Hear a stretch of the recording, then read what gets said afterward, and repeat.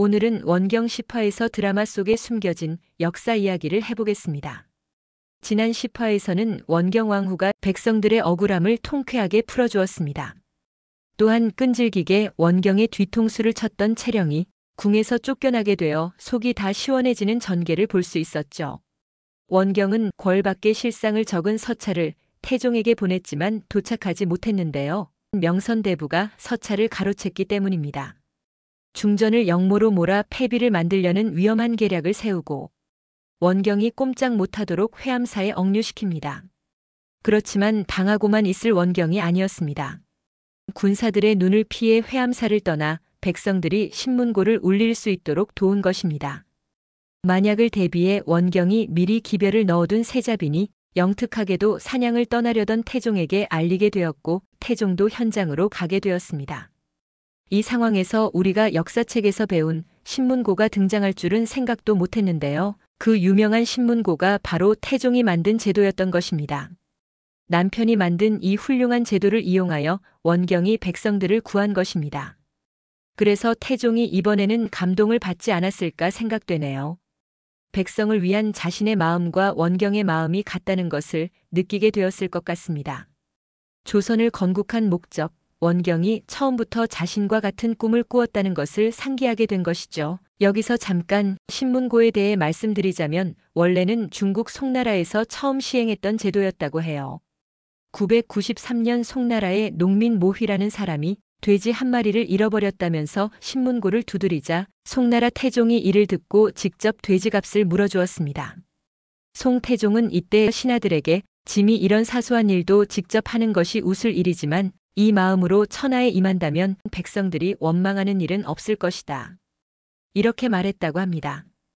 태종은 1401년 태종 2년에 신문고 제도를 도입하여 백성의 억울한 사정을 해결해 주고자 했습니다.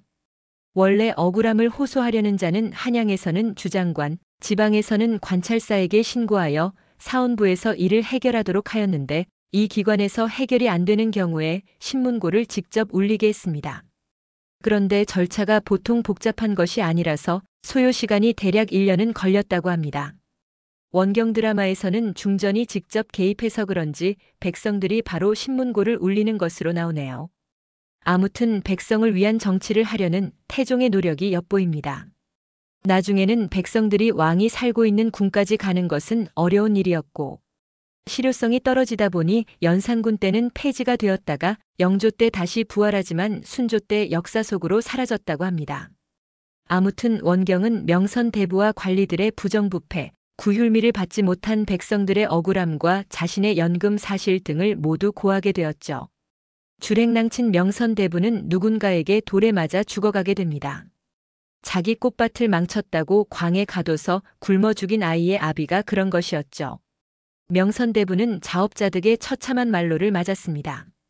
탐욕스런 태종의 숙부 당상관 명선대부는 실제 역사인물은 아닌 것 같아요. 권세 있는 민씨 가문과 원경을 견제해서 극전개의 긴장감을 더하는 캐릭터로 나온 인물로 보입니다.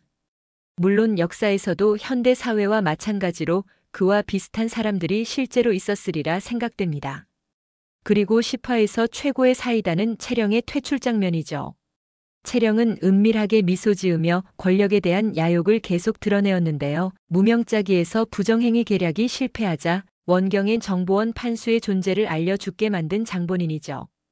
그런 끔찍한 일을 벌이고도 뉘우치는 기색 없이 원경 앞에서 뻔뻔함을 보였어요.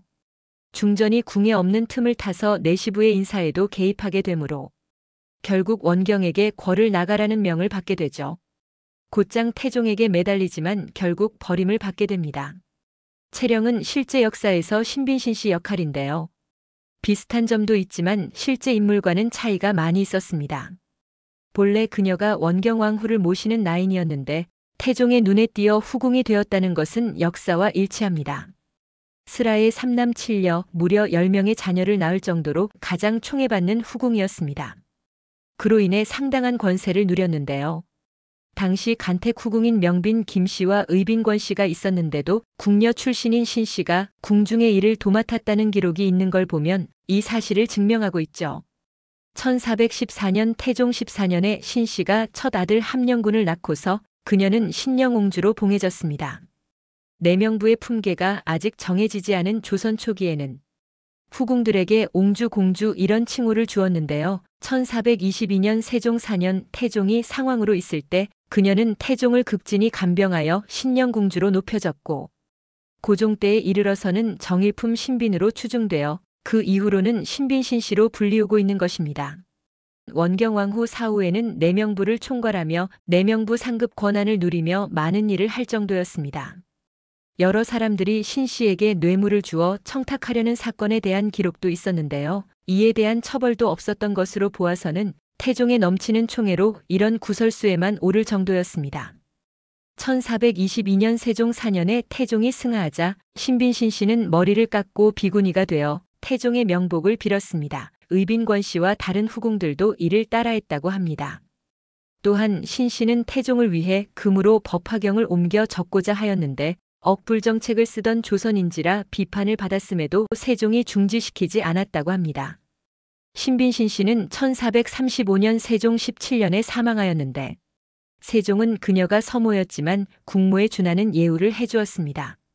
신빈신씨의 능원은 경기도 남양주시에 있는데요. 경기도의 문화재 자료로 지정되었습니다. 채령이 궁 밖에서 약초를 캐는 모습을 보니 태종이 앓고 있는 지병 창종이 생각나는데요. 드라마에도 태종이 종기 치료를 받는 장면이 나옵니다. 조선의 많은 왕이 종기를 앓았는데요. 종기를 치료하는 어이가 태종에게 말한 것처럼 복잡한 국정으로 인한 스트레스가 원인이기도 하고 기름진 음식, 운동 부족 등도 문제가 되었을 것입니다. 태종의 경우 왕권 강화라는 당위성을 내세우긴 했으나 많은 사람을 숙청하는 일이 얼마나 괴로운 일이었겠습니까? 더군다나 중전의 집안을 몰락시키는 일은 엄청난 스트레스를 주지 않았을까 짐작해 봅니다. 태종은 36세의 젊은 나이에도 종기가 10번이나 났다고 하는데요. 왕위를 내려놓을 때까지도 종기가 치료되지 않아 세종에게 서둘러 왕위를 넘겨줘야 할 정도였습니다. 현대 의학에서는 항생제로 인해 쉽게 치료할 수 있는 병이지만 조선시대에는 치료하기 어려운 병이었죠. 역사에서 신빈신씨가 원경왕후 사후에 내명부에서 일을 했다고 하니 11화에서 혹시 채령이 궁에 다시 들어간다면 그동안 알게 된 약초에 대한 지식으로 태종의 병을 치료하는 일을 하면서 살지 않을까 조심스럽게 예측해 봅니다. 그런데 시청자분들이 이렇게 외치는 소리가 들려오는 것 같네요. 역사고 뭐고 다시는 돌아오지 말아라 채령아. 세종대왕 출산하신 것만으로도 큰일 하신 우리 원경왕후 괴롭히는 사람은 절대 용서 못한다. 이렇게 말씀하시는 것 같습니다. 이제 태종이 태평성대를 이룬 모습을 보여주는 가운데 기행을 일삼는 양령과 백성의 삶에 관심을 갖는 충령이 등장하며 새로운 국면을 맞이하는 11화가 될 것 같습니다. 재미있게 보셨다면 좋아요, 구독, 알림 설정 해주시고요. 다음 주 월화 8시 50분 마지막 회차인 원경 드라마 TVN에서 많이 시청해주세요. 드라마를 좋아하는 엄마 드라마더였습니다.